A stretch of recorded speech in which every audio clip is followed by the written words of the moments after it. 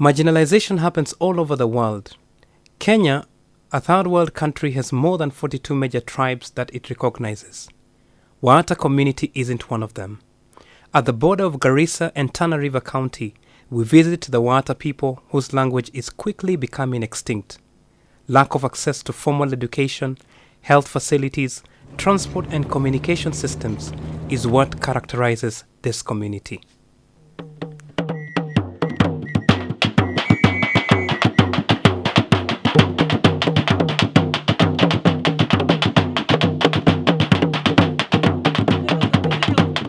Majina yangu naitwa Jacob Gokani Eguda. My name is Jacob Gokani Eguda. I'm from Waata Community. I'm born and raised into this community. Ukoo wangu mimi ni Hadeje. My clan is Hadeje. My place of birth is Chamari, where I also live. Hii jamii ya Waata kwa jumla ni jamii ya Kushatik. This community in general is Kushitic. They speak Kushitic Na language. asilia yetu hapa Kenya sisi ni wale watu wa asili, yani wale. Here in Kenya we are indigenous community because we have been here for a long time. Jamii ya Waata ilitokea kule Yemen. But we came originally from Yemen, then came to Africa. Wengine waka cross the Red Sea. Others crossed the Red Sea and settled in Ethiopia, Of which Ethiopia watu wamesettle kwa wingi. where many settled, after which we dispersed. Wengine wakaingia Kenya. Others ended up in Kenya. Kwa wakati huu Waata wanapatikana Presently, Waata are found in the coast region from Tana River, Lamu kwa uchache, Lamu even though in relatively few members, Kwale Kilifi, Kwale, Taita. That's where they are huko found. ndo wanapatikana. In the northern areas of Marsabit and Isiolo are also found Waata. Jamii ya Waata asili yao ni watu Waata are hunters and gatherers, and their religion was all about praying to God under the shade of a tree. pango wala chini ya mti. Walikuwa They had their own ways of praying to God, and in times of trouble, they found fast and pray. kufunga na kuomba, na shida hasa kwao ilikuwa ni The main problem usually was lack of rain, wanakosekana kwa sababu wanakula asali na wanyama wa mwitu. lack of animals, and honey and wild animals. Jamii kama wanaona When hali such ni problems nzito, becomes kwa maombi persistent, siku 7, the community will pray for 7 days, after which there must be rain so that animals and them get water.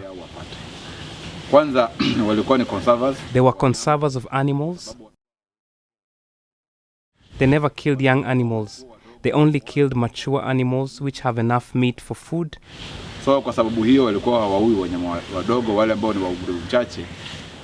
So they never killed the young ones, and also honey.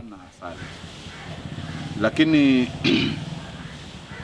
kwa saa hii kwa sababu kila mtu alienda kukwama Presently, mahali kwa kiwinda, since everyone has gotten stuck where they used to hunt when hunting was criminalized, shida ambayo they are inawafika surrounded by ni bigger, assimilation, larger wengine communities, and the problem they face at present is assimilation. Others have even lost their language. katika mabunge ya uwakilishi ya They have no representative in government, in both county and national government. elimu yao pia kidogo iko chini kwa sababu Their education is also poor because many are hunters. After hunting was stopped, they found themselves with no resources to pay for higher education.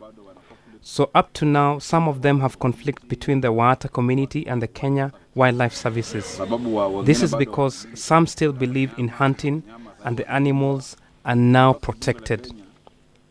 In fact, the Kenyan parliament, because there is no hunter there, the Wildlife Act 2013 has been a big hindrance. If you're caught now, you'll be jailed for 7 years or 2 million shillings, of which our people cannot afford. That's the biggest concern for us. na kama mshirikishi As an advocate for the rights of the people of Waata, Coast Region, the one thing I'd like to focus on first of all is Kenya Wildlife Service, and the government of Kenya should have thought about and brought the community on board to discuss how to coexist, so that if it is hunting that should be stopped, people should stop, but we share the resources that come from parks. At least if it is bursaries, our children should get for higher education. so that we can change. Otherwise, it will be difficult to make the change. Because the resources to make the change is hard to come by. Another concern is the fact that as communities are growing, Waata culture is disappearing. On behalf of this community, the cultural centers should be funded so that they know that there is the place where they will continue their culture, so that the future generations do not disappear.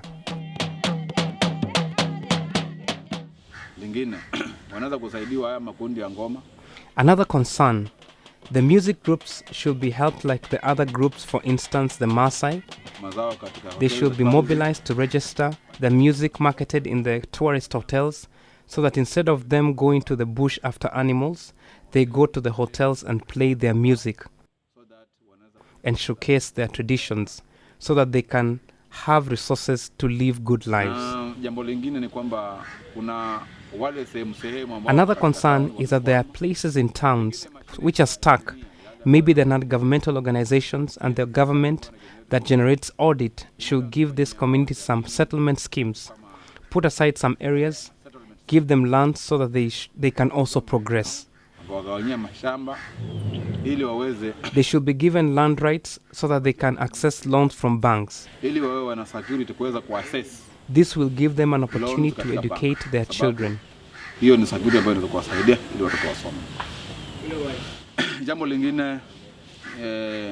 Another thing is that our culture is continually being eroded because our shrine areas where we perform our traditions, you will find other communities like the Giriama have plowed it, and because we do not have representatives in the government who can stand up for our rights, you cannot say this is our land. We perform our traditions here. You can only watch as the destruction continues, of which it will go a long way to assimilate our people as well as discriminate them. Our people have been branded names such as Walagulo, Wasanye, of which, as a human being, we all have the same rights and we need each other. We have tried to announce, and up to date, we do that. We are Waata. Mlangulo, Msanye are just nicknames we do not ourselves own, and we want people to identify us as the areas Waata are found as of now. Waata community started fighting as far back as the time of slave trade. When the Arabs brought the slave trade to the coast region, Waata defended themselves because they refused to be captured and sold. That's why they fought, and the other wars they participated in is recently with Kenya Wildlife Service. But of late, the community has not been involved. Waata community are generous people. They cooperate with Orma, with Pokomo, with Wardei, Giriama, Taita, Digo. This community has not been in any way been involved in wars, and it is one community which only needs friendship and peace with all people. Hii jamii haijahusika kwa vyovyote vile katika vita, na ni jamii moja ambayo inahitaji tu urafiki na pia kuweka amani kwa watu wote. So hakuna venye tungeweza kuhusika, kwa sababu tukianza kupigana, hii jamii ikipigana kuna vitu inajua. Kwanza ikimwaga damu kuna ile laana.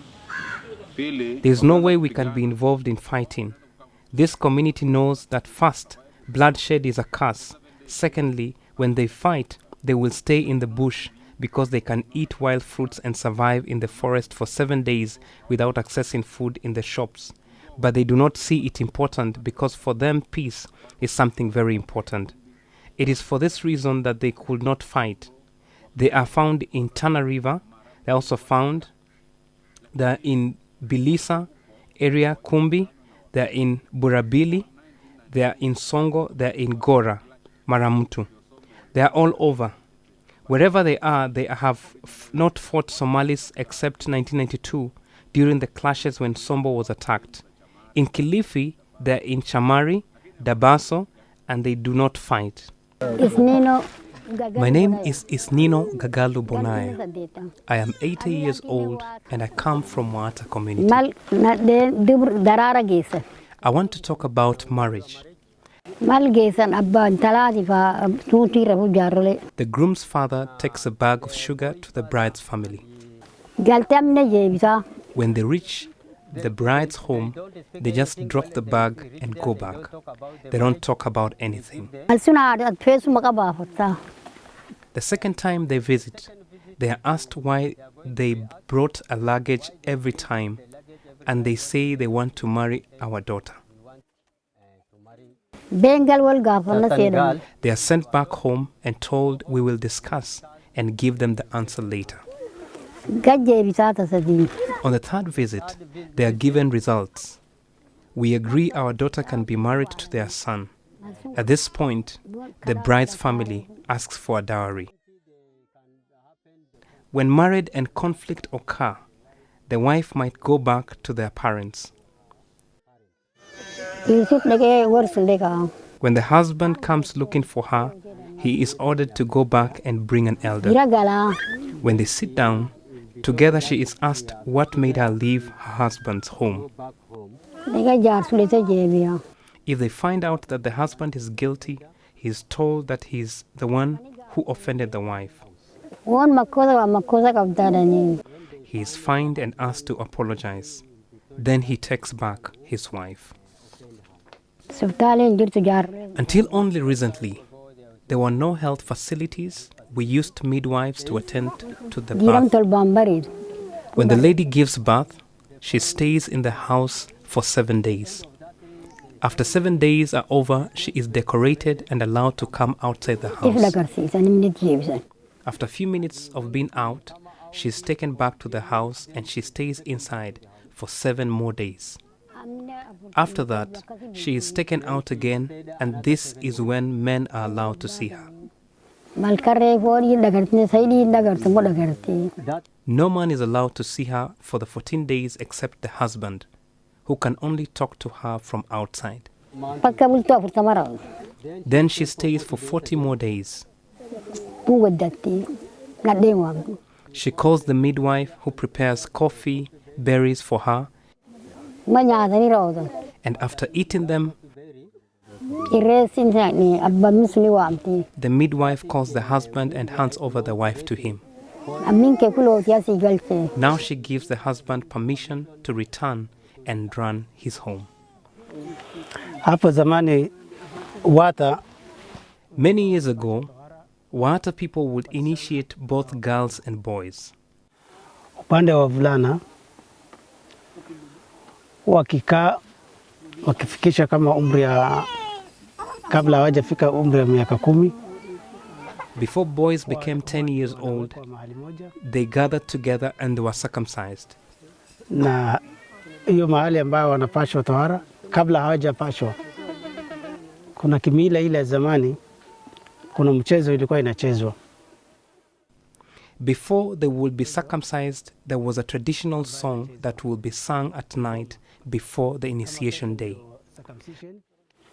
Ama kupashwa tohara kesho, wanacheza kama leo usiku. Hiyo wanasherekea. They will celebrate the tradition, and the following day they circumcise the boys. Na hawa vijana ambao wanatahiriwa huwa wanawekwa mahali moja.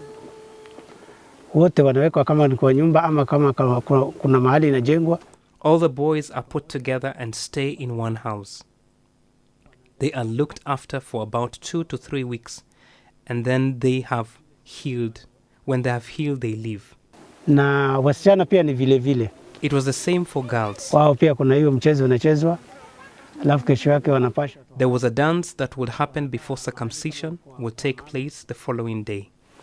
Mama mkongwe mmoja tu anaangalia, wanakaa na wao, anawaangalia.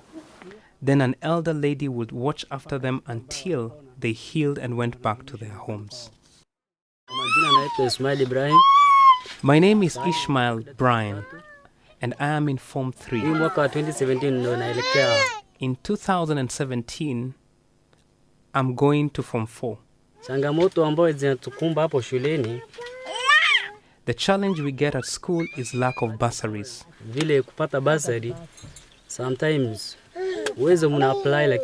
Sometimes you apply, but it's very little. it can't settle the fees balance. Hizi changamoto zimesababishwa na We go through this because we haven't had leaders in the government from the beginning to voice our concerns and fight for us. Nimefika form 4. Lakini I schooled up to the 12th grade and then went to college and got a certificate in human resources. I haven't been able to further my education because when the bursaries came, we weren't awarded. I left university halfway. kwa masomo nimefika form 4. Nikaongeza masomo kidogo ya business entrepreneurship. After my 12th grade, I did business entrepreneurship, but I was unable to finish due to lack of fees. If I were to get the fees now, I would go back to school and continue with my education. If we are to ignore the fact that marginalization exists in our society, we'll be ignoring that our future can only be better. And we are ignoring the fact that our children growing up will not understand their culture and where they come from. They will not understand that their country was once a land full of heritage and culture. And that's why the water group needs to be attended to by the government. There needs to be a way that we show that not just for the water group, but every other single community in this country, that their heritage is something that is profound and is acceptable and is something that makes this country great. If we are able to look at this water situation clearly and accept the fact that there has been injustice and that the government could have done more to secure their heritage and make them better as a group, then we can be able to have a better future where our children will understand that there was once an existence of culture and it's something that the government really appreciates. Nimetoka jamii ya Munyoyaya. I come from Munyoyaya community, but I got married to a Waata man called Adan Maalo. Mimi nilipendana na huyo kijana. Sasa akanioa. I fell in love with that man and he married me. It's not easy to find Munyoyaya married to Waata people. You won't find many because they have their own traditions and we have our own. Tangu niingie kwao niko na maka 20 sasa. This is my 20th year in their community and we haven't had any conflict with them. Matatizo yote kati yangu na wao. They love people from different regions. They don't isolate me while doing things. They accept me as one of them. Unajua sisi sana huku hatujasoma. Wamama hatujasoma. Sasa You know, most ladies here aren't educated. Women take care of chores like fetching firewood, water, and grazing goats. sina mtu wa kunisaidia. Mara When nyingi I don't sitaki get someone to help me with all these chores, in most cases, I don't let my child to go to school. I want them to help me fetch water and do other things. Nowadays, the government is very tough, though. They take legal action against us, so we have to take our children to school.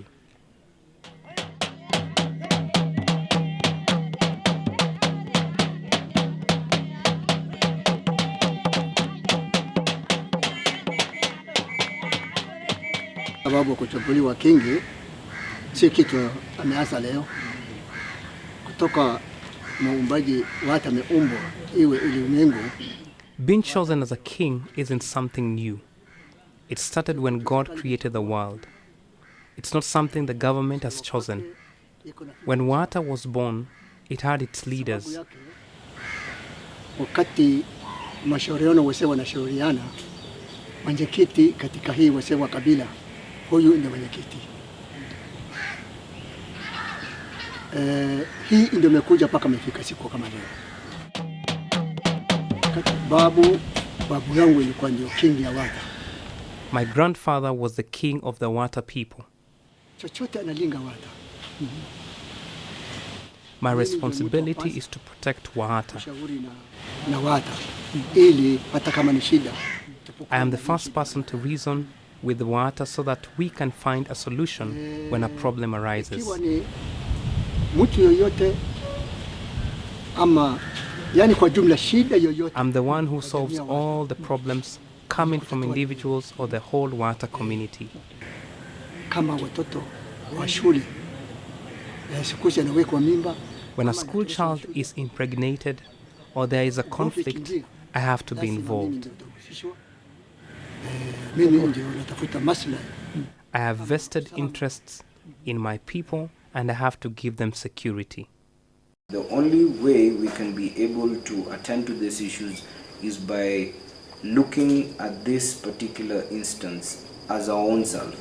If we look at minority groups or in the ones we would love to term as marginalized groups through our own eyes, and whether we would love to face the same challenges they face, then we can be able to see the need of their voice being heard, for them being provided to this basic human needs like health, and we can be able to make those gigantic steps towards achieving, let's say, Vision 2030. The other day we launched the SGR, the standard gauge railway. People in Waata would hardly understand what that is if they don't even have a tarmac road in their area. So there are steps made by the government towards achieving the prospect of Vision 2030. But now there is a bigger need of appreciating the fact that we are miles away from letting other Kenyans feel that they're more of Kenyans. And the Waata Group is one example. If we can be able to find ways by which their voice is heard, then they will not feel ignored. Though there are big challenges towards achieving these things that they require, we can be able to make very simple steps of having their voice heard. Wimbo unaofuatwa ni Sobora. Yes, Waata people enjoy dancing. The following song is Sobora. As I said before, they had gotten a chance to go and perform this in Kilifi. This song is called Kengele.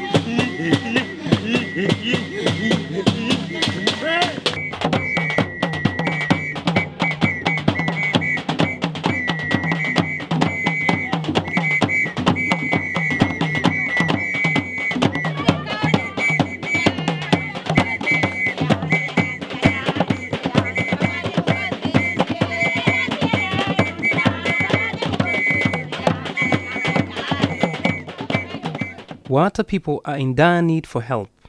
Their language will slowly disappear without humanitarian intervention. When they lack access to basic needs, then their livelihood is at stake. Unless something is done quickly to create stability and sustainability through empowering them economically and educationally, then their culture, traditions, and language will slowly fade away.